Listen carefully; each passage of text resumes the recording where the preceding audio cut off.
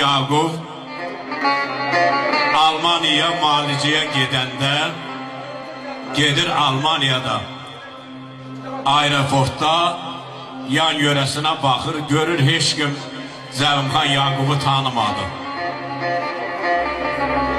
və Zəlimxan Yaqub vətən həsrəti ilə bir şeir yazır. Deyir, Azərbaycanın hansı bölgəsinə getsəm, ən azından biri o birisinə deyirdi ki, bu şair Zəlimxandır, tanıyırsan. Deyir, ey qərib məmləkət, ey qürbət diyar, demə yollarıma azıb gəlmişəm.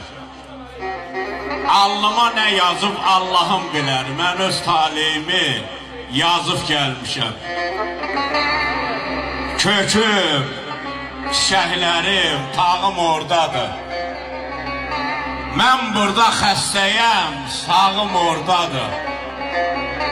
Qayalı bulaqlı dağım oradadır, damlayam, qayadan sızıb gəlmişəm. Özün bil, özgəyə bildirmə məni.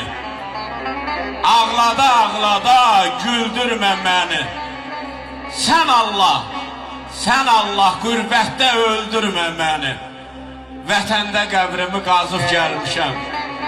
Mən öz taleyimi, mən öz dastanımı yazıb gəlmişəm. Hər birimizin ömür dastanı doğma elimizlə, obamızla, bölgəmizlə, Azərbaycanımızla bağlıdır.